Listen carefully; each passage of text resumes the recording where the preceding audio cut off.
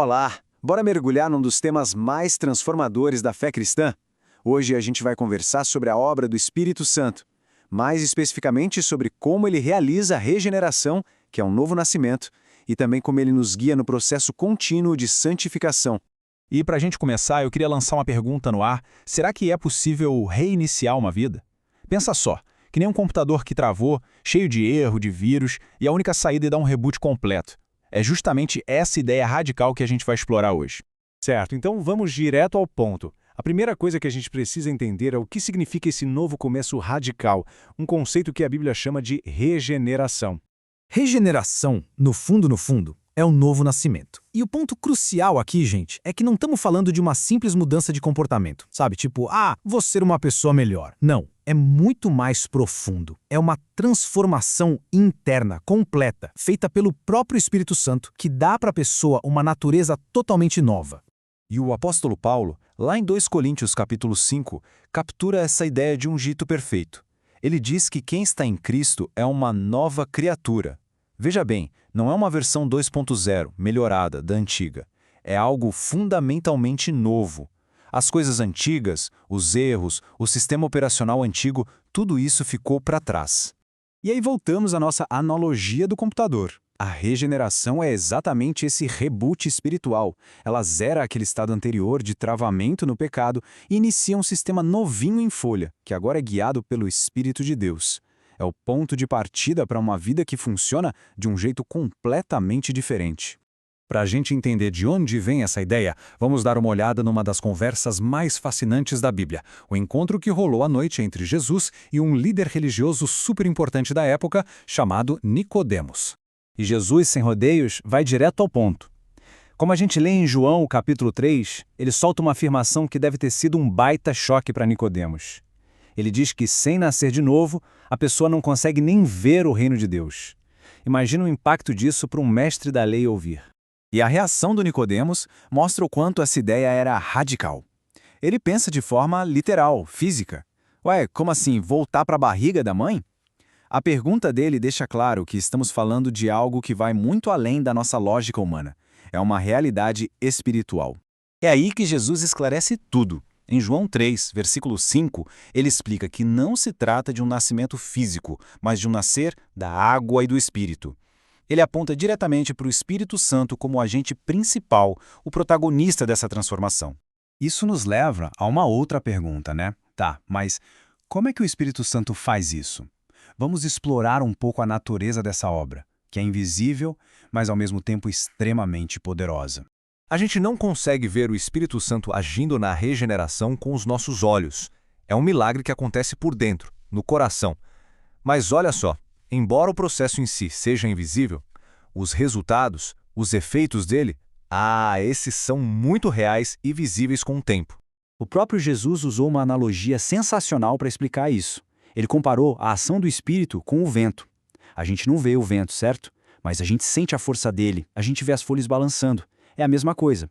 A gente não vê o Espírito agindo, mas vê a vida da pessoa sendo transformada como resultado. Ou pensa assim, é que nem uma semente. Todo aquele processo milagroso da germinação acontece debaixo da terra, escondido. Ninguém fica vendo a raiz crescer ou a casca se romper. Mas uma hora, o broto aparece. E depois vem o fruto. A regeneração é assim. Começa no secreto do coração, mas se manifesta para todo mundo ver. Então, para a gente amarrar as pontas aqui, essa obra é um ato da graça de Deus. Primeiro, não acontece por mérito de ninguém, é um presente. Segundo, o agente, quem faz a obra, é o Espírito Santo. Terceiro, o instrumento que ele usa é a palavra de Deus. E o resultado final, uma vida completamente nova.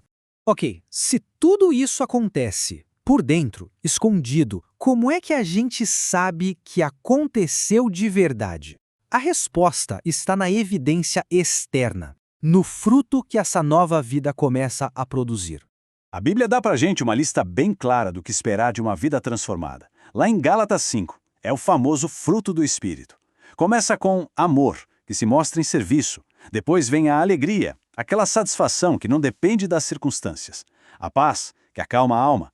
Longanimidade, que nada mais é do que paciência com os outros. Benignidade e bondade, que aparecem em gestos de generosidade. Fé no sentido de fidelidade que gera confiança, mansidão, que é força sob controle, e por fim, o domínio próprio. Essas são as provas visíveis de uma mudança que começou no invisível. E essa imagem da árvore é perfeita, né? Ninguém fica elogiando a raiz escondida da árvore, mas todo mundo vê e aprecia os frutos que ela dá.